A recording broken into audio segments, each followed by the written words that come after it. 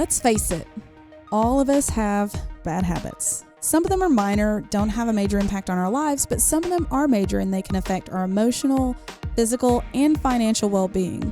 So that's what we're going to focus on today, is helping you get out of your own way when it comes to your financial goals. But we also like to be transparent on talking sense. So I've got Chad Roller, my partner from Conway, here with me today. And we talked through a few of our bad habits before the show. So let's talk about this. Well, podcast approved bad habits. Oh, yes, of course. The ones that we would let the public know about us. Right. Because there's not many bad habits that we have. Mm-hmm. There's probably a list of at least 10 just around the office that you've got for me. But, but I'll start with mine on the minor, because we got some minors and some majors, right? In the bad habit world. We're all human. One for me, obviously, Dr. Pepper. That's a bad habit. I gotta give you that one. That one's pretty easy. Leaving dishes in the sink. And we talked about this, and you don't even necessarily rinse them. That's where I have a problem with this, Chad. I made it to the sink with them, okay? Which is better than most of my family. You know what? So I'm going to give you credit for that. So I do need to get better there. That's a bad habit, not transitioning all the way to the dishwasher. I do need to get better on that. But another one's being on the phone. Sometimes being late. Yeah. Not being on time. So that's another one I need to work on. So for me, I would say my biggest bad habit that sets me up for failure is that I let evening time me determine what morning me is going to do. So we all do this where it's like, okay, I have to leave the house at this time tomorrow. So tonight I'm going to plan to get up at this time. But morning me never wants to wake up at that time. So it tends to fall apart. The other would be not filling my gas tank the night before when I know it's low, because morning me, again, is never going to have time to stop. And I know it, but I still put it off. So those are our minor ones. You can have a little chuckle on us. But as I mentioned, we're financial coaches.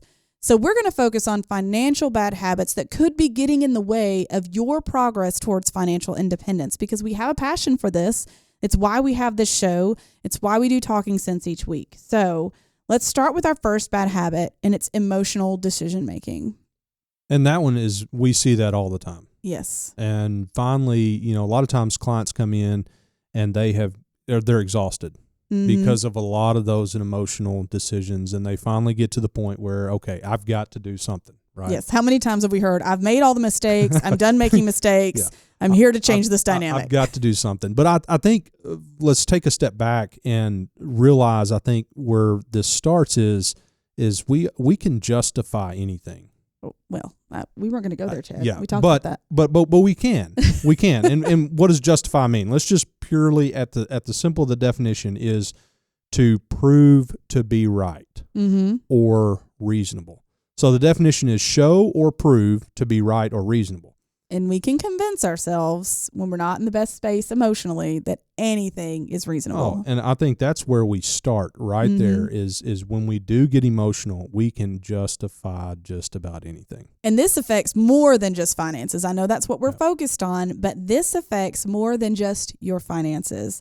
And so that's the problem, is when your emotions are out of check, you make poor decisions typically. And some examples of this are when we get in that trap of trying to keep up with those around us that we see on social media or we see, around our neighborhood. I know for me, when I see all the things that some of the other moms do for their kids for those special days at school, I will overextend myself trying to live up to that sometimes. And that's not healthy. Yeah. And so financially, the late night bowl of cereal turns into a late night Amazon purchase. Yes. Oh, golly, Chad, he's roasting me over here.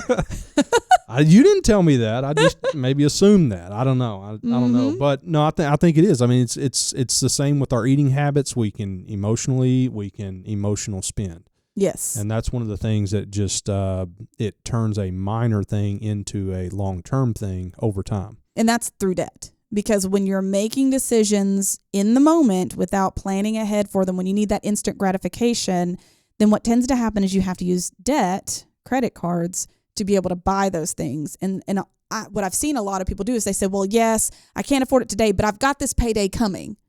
And then it doesn't come. And so you've planned for it and it's not there. So now you're owing somebody an APR until you can get it paid off.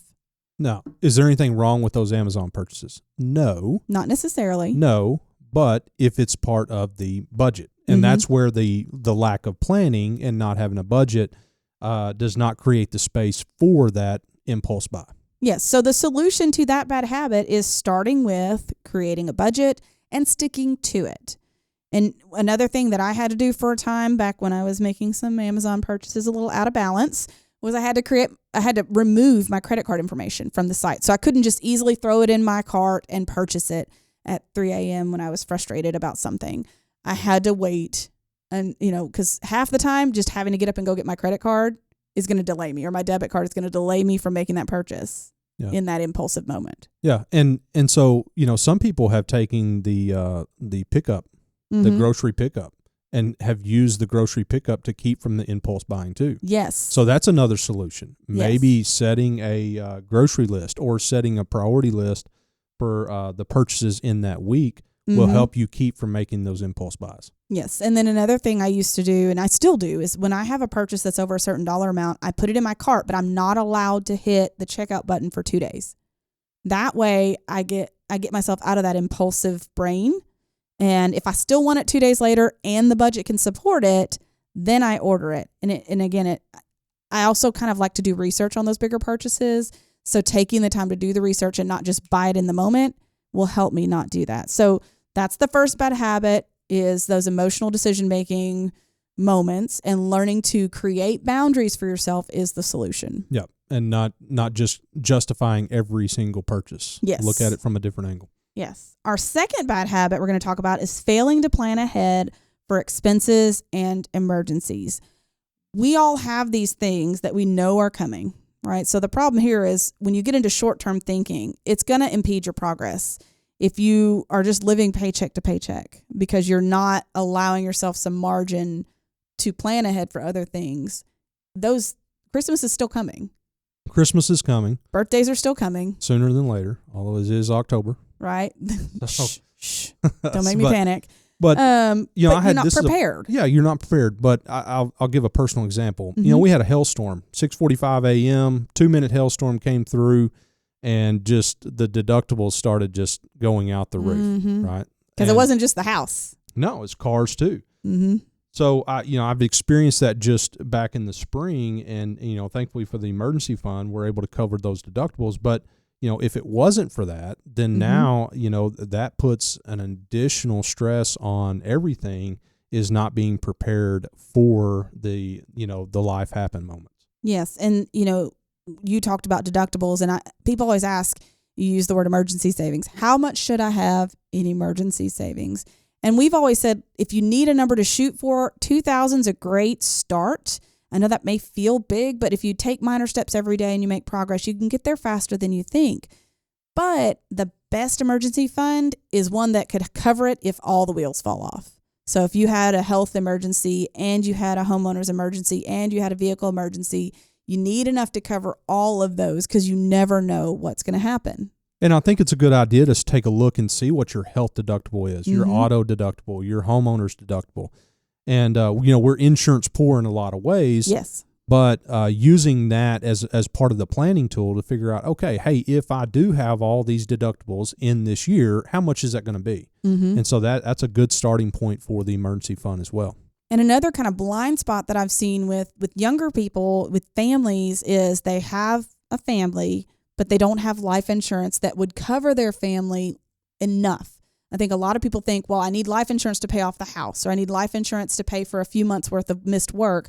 But we've found that it needs to be much higher than that typically.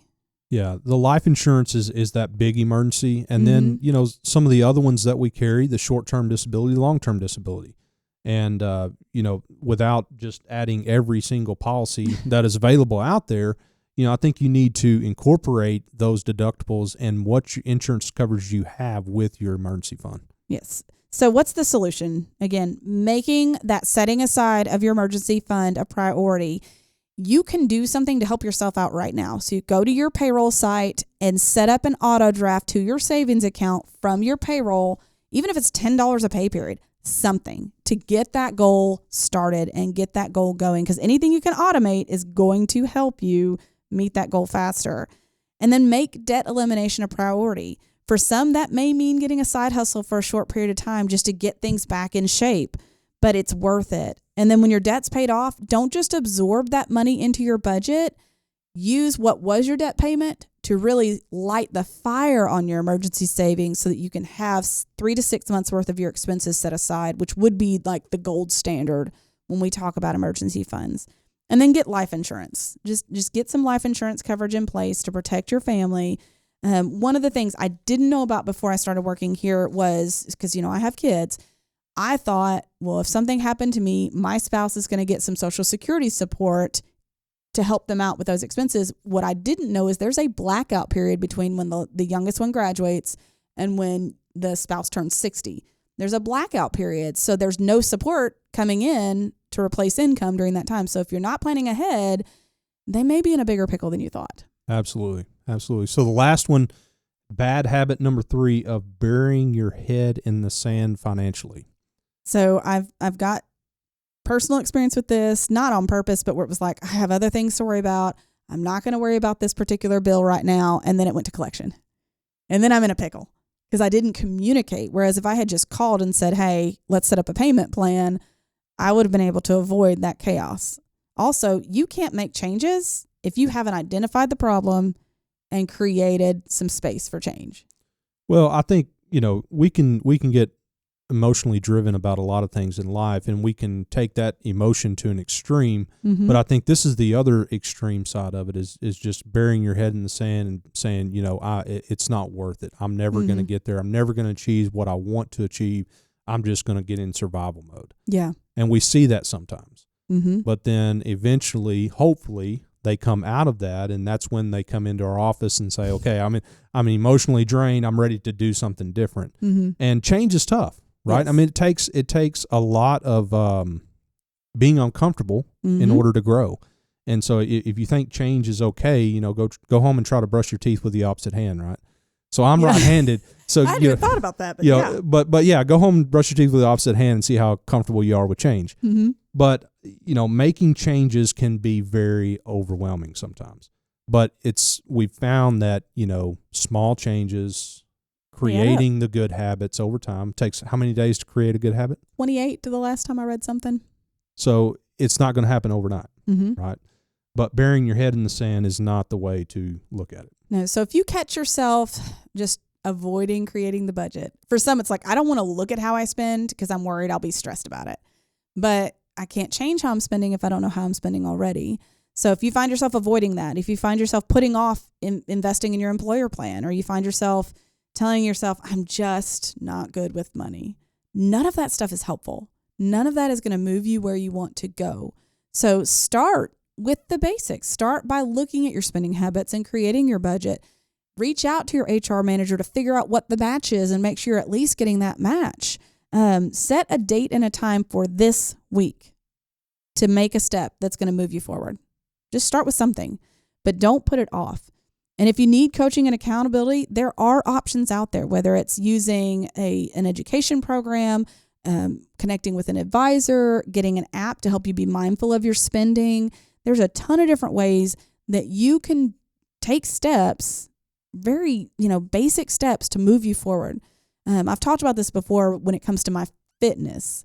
I may not be where I want to be, but if I know I'm taking steps, my mindset shifts. Like if I work out in the morning, I eat better throughout the day. Do you ever find that? No, you're exactly right. Yeah. And I think it's the same with our finance. If we prioritize our education and staying focused on our goals, then we do better. Absolutely. And if we get a couple wins, pay something off, you get that win, it gives you that momentum to go to that next level with it. Yes. So it's time for our 2 cents today. And Chad, I'm going to let you go first. So I think going back and looking at your spending habits and analyzing it from a thought process of how did I justify that spending? Mm-hmm. Did I just talk myself into it, or is there really a good reason behind that? And analyzing your spending will help you in the next, when that next itch comes up or that next item comes up that you say, oh, I got to have this. Maybe you look at it a little bit different, or maybe you just don't do as much. Mm-hmm. So really, really understanding how you're making decisions about the spending that you're doing and not just justifying every single thing that we purchase. So understanding the psychology behind your Absolutely. decision making, that's a good one. And I would say we all know that life happens. We all know the emergency is going to happen at some point. We know Christmas is coming. We know birthdays are coming. So take steps today to set yourself up for the win next time. You can't control your past decisions, but you can make better decisions going forward. Thank you so much, Chad, for joining me today. And thank you guys for joining us on Talking Sense. We hope we've given you some tools that maybe you can identify to do better on your journey to financial independence. Thanks for listening to Talking Sense. And if you like what you hear, make sure and subscribe to the podcast to get all the newest episodes. The Jim Wealth team is available to you 24/7 at info@getreadyforthefuture.com or by calling our offices at 866-653-PLAN. That's 866-653-7526. And while we like to have fun here, we're also financial advisors, and that means disclosures. You should personally consult a financial advisor before making any investment, and no strategy can assure success. Securities offered through LPL Financial, member FINRA SIPC. Investment advice offered through Independent Advisor Alliance. Independent Advisor Alliance and Jim Wealth Financial Advisors are separate entities from LPL Financial.